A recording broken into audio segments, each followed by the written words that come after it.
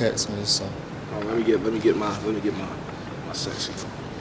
Get your what? My sexy on for these hoes. You know what I'm saying? Shut the. I can't really cross my legs. I tried my best.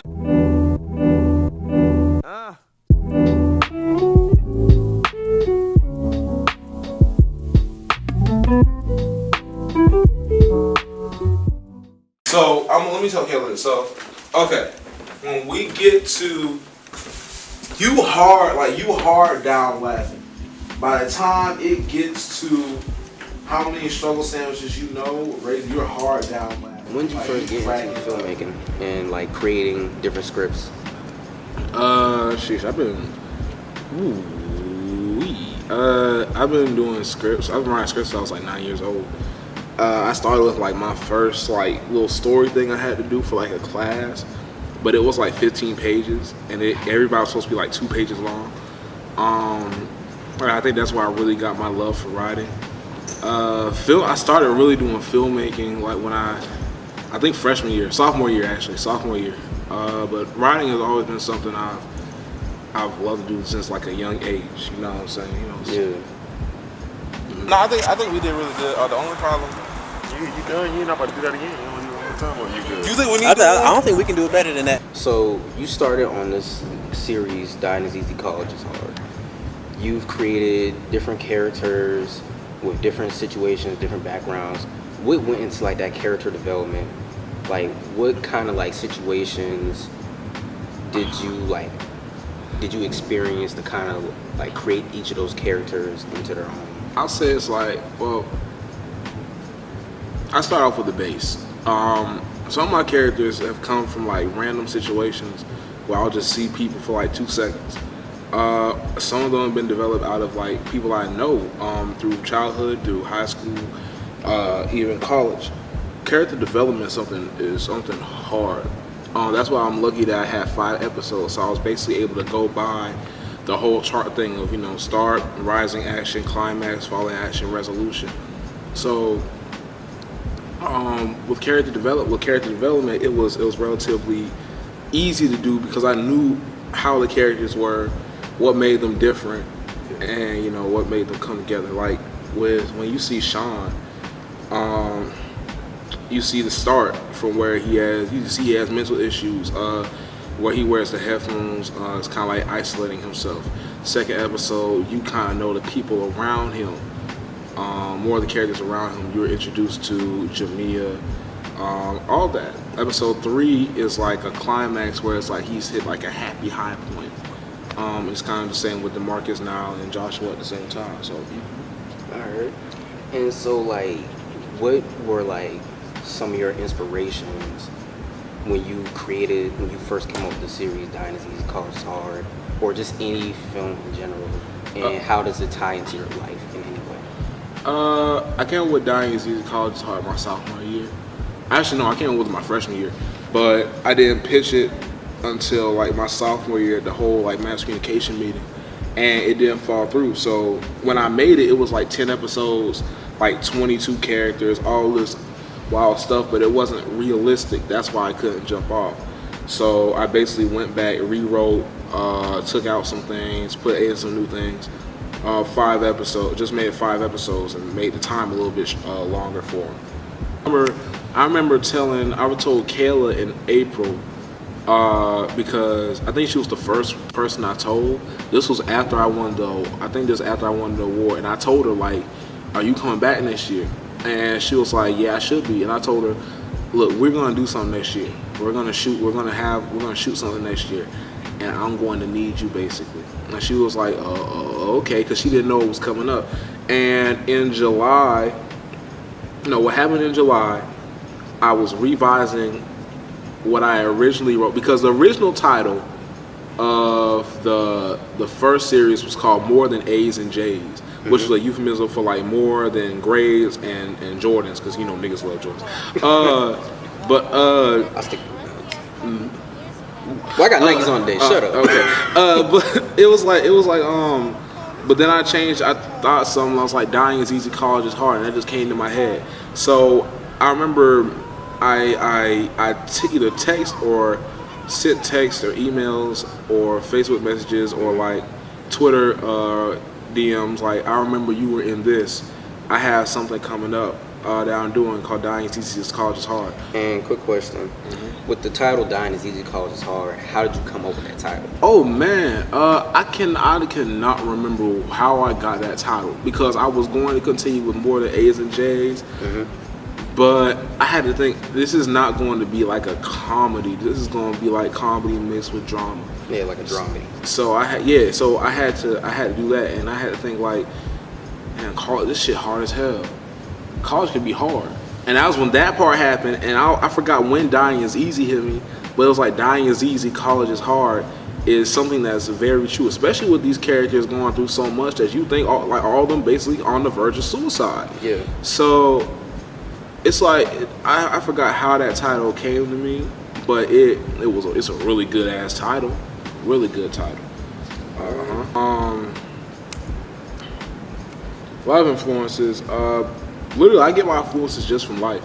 A lot of people take script writing class. A lot of people take playwriting class to learn how to write. I've never had to learn how to write. I've never taken a script writing class in my life.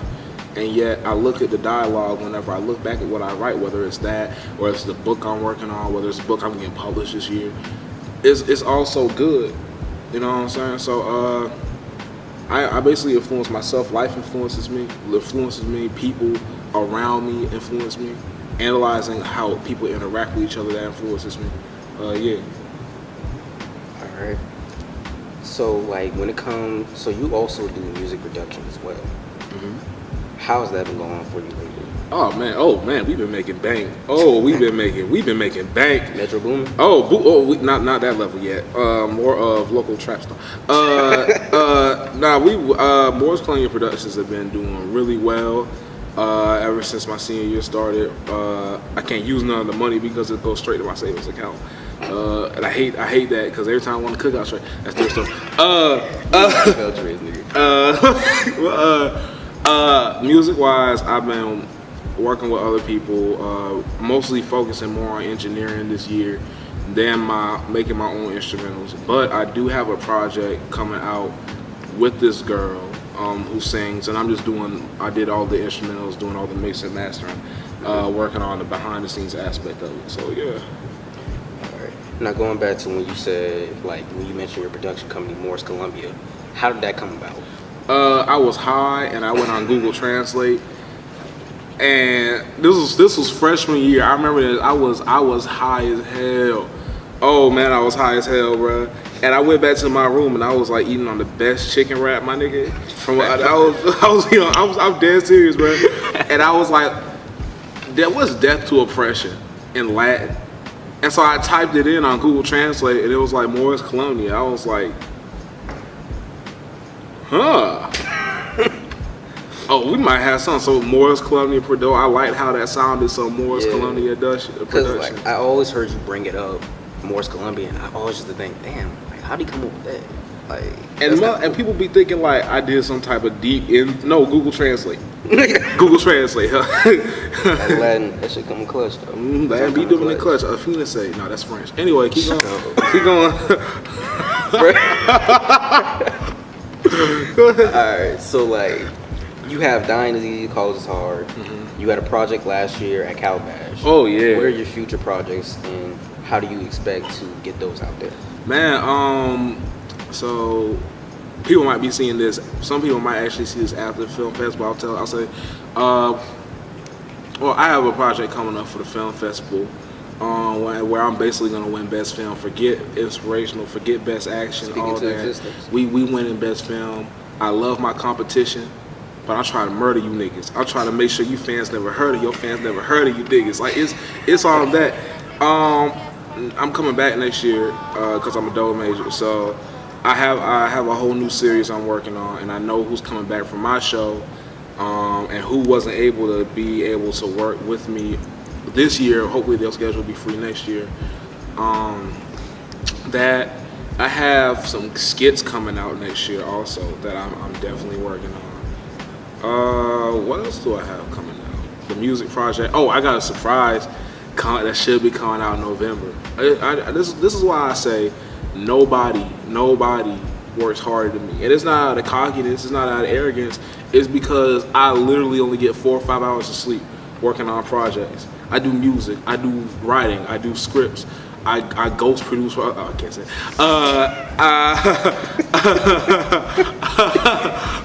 I write. I do scripts. I do scripts. I do all this stuff. And where a lot of people only concentrate on one, I'm literally doing all of them. So you're not like letting people put you in a box. Basically. No, like you can't. Like, you know what I'm saying? I don't care what nobody says. You can't tell a black man what he is if he knows his own self, if he knows his own words. You can't tell a black man what he is. You can't tell me nothing. You know what I'm saying? But that's how it should be for us. That's how it should be for black people that make content. You know what I'm saying? I respect a lot of people that really work hard and do diligence. Like, people will watch the show. People will watch the show. The episode's like 40 minutes, 28 minutes. They don't know the hours that we put into trying to film, making the schedule, when we all meet like behind the scenes. Me trying to edit, me trying to get the scene to look perfectly like this, checking the lighting, checking all of that. And it's a process. It's a very meticulous process that no one likes to go through but us, the people that actually create. The regular ones get to see the content, but they don't get to understand the process. You know what I'm saying? You think Kobe just came on the court and started scoring 81 points just because he was skilled? That nigga was in the gym shooting 1,000 threes per practice. So you putting in that 1,000 hours of work, basically. I'm putting in hours on work. You know what I'm saying? And people, you know what I'm saying? That's why I'm not really scared. Like, I'll say in 10 years I'm going to have my show on Netflix or HBO, and I don't say that because I don't think I won't get it sooner than 10 years. I just know in 10 years I'll have that. I know in 10 years I'll have 3 books published, whether fiction or non-fiction. You know what I'm saying? I'm talented. You can't tell me nothing. You know what I'm saying? I've been through a whole car crash. I went through a whole ordeal with the breakup. I ain't scared of nothing no more. You can't put fear in my heart. Only God can do that. You know what I'm saying? For real. Amen. Amen. And then this past weekend, you went back to your hometown, Kingstree. Oh, yeah. And you were featured in a news article. Can you go into like depth with that? I'll just say that, I'm from Kingstree, South Carolina, 843, Williamsburg County. Catch me out Lexington, Ave. You know where I am. This town will only like one McDonald's on corners. Yeah, we only got 10 stoplights, and Fred's is the best store we got. CITI. Shut up. So, it's a small town, and so they understand that I'm probably one of the most talented people to come out of the town. I'm only 21 years old, so they interviewed me. So I'm going to be in the newspaper in either, I think, 2 weeks or 3 weeks. Whenever it comes out, like, because they do, I think, weekly or bi-weekly. So yeah, yeah. This is I don't even. What's really sad is it's like it's so many black kids out there that want to do the same thing I do. They just don't have the outlet, or they don't have like the connections or resources, or don't even know how to. I bet you there's some motherfucker that's like 8 years old right now in his room, like, I would like to do this, or watching like Atlanta and being like, I want to create something like that one day. But he's in an environment where it's like, oh no, I can't do that shit. Because like scarce resources. Yeah, it scarce resources, because it's like black people can be engineers, like creating, like, you know what I'm saying, like knowing how to just work a hot stove with just like a cube and a candle. But they're not called engineers. They're just called like broke niggas or poor people or living in poverty. Yeah. You know what I'm saying? So it's really tough for us to try, especially content creators, because we deal with motherfuckers that don't want us to make it. We deal with people that don't want us to succeed. Then we deal with the people that go halfway for us. We deal with people that only care about the money side. So it's very troubling. That's why I really appreciate the people that I'm around now, whether it's you, whether it's Jawan, Kignosis, my whole crew for the show, Jared, because it's like we already know what we on. You know what I'm saying? We all know. Well, we might not even know what we want to do, but we gonna find a way, and we gonna help each other. Appreciate that, man. Appreciate that. So when you said that, like, you have people in your hometown who don't have those resources, who can't do the things that you were able to do, when you eventually do make it, because you're very talented. I know. But you're one of the most ambitious people that I've met here since I've been here. So when you do make it, how do you hope to, like, one day be able to go back into your hometown and create that network for those young people that want to create a dying is easy, college is hard, a leader of the pack, a back of the class, or just anything like in Atlanta or anything like that? I need them to become better than me. I'll say that right now. I don't care if I have a show on HBO, Netflix. Y'all better have 2 shows on CBS and 1 show at ABC.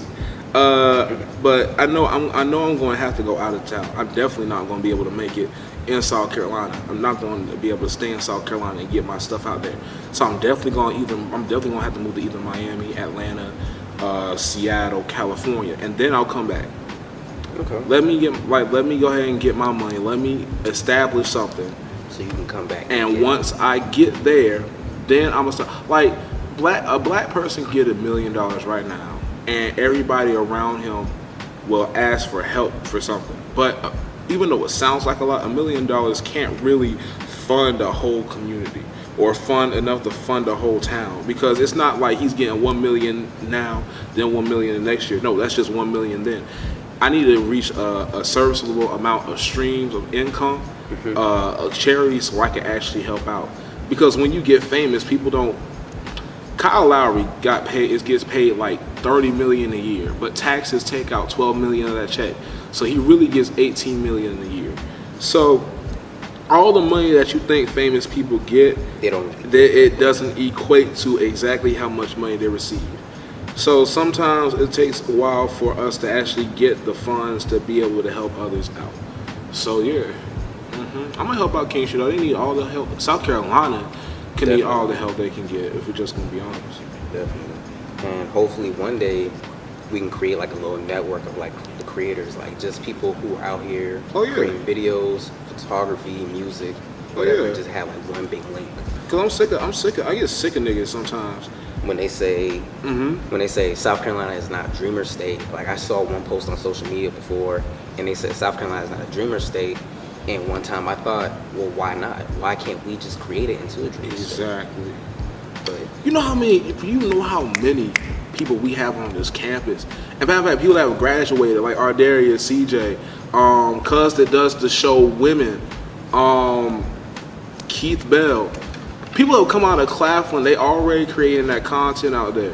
You know what I'm saying? Just brilliant people. Here at Claflin, here at State, like you got people who create like just this amazing content that they're putting out messages that are inspiring others. Exactly. And you know what's fucked up? You know what's really fucked up? Like Ardaria shouldn't have to post a video and then have to tag 100 people. You know why? Because that nigga's so talented, you should go watch his shit automatically. But it's like, again, people with me, like people will halfway fuck with you. People will not fuck with you until strangers fuck with you. Exactly. Until people see that notification or that article about Kingstree, local Kingstree, local Kingstree student has a book published, and when they see that in November, or they'll see me in the newspaper in about 2 weeks, then it'll be like, wow. You know what I'm saying? And that shit just is stupid. And so it's like right now, you just gotta support everybody that you can. What they're doing, like while they're on the rise right now, because you never know who's gonna be big or who's gonna wind up providing you with that passage to get up. Like, don't dap me up when you see me win an award. I hate that, bruh.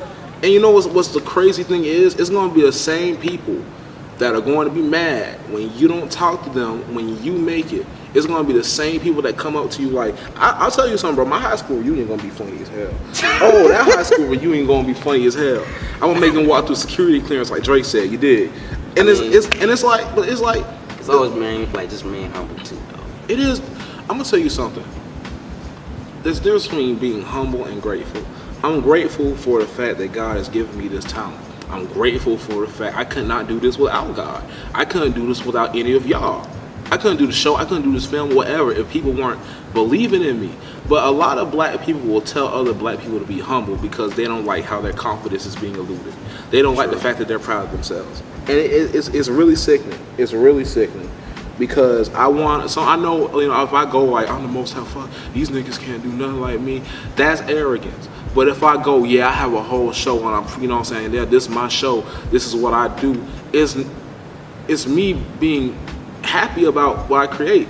But black people will look at other black people being happy and successful and say, nigga, is you having fun? That's like from the Boondocks episodes. Nigga, is you reading? Like that's what it will be. You know what I'm saying? So Exactly. I don't like being around. I like talking success. I like getting on a show and talking with you. I like when you come up to me with ideas and stuff like, I want to do something like, leader of the pack. I love when we create ideas. Sure, we joke and have fun, but we are still people that can come up with stuff. You know what I'm saying? Exactly. Niggas out here bullshit too much.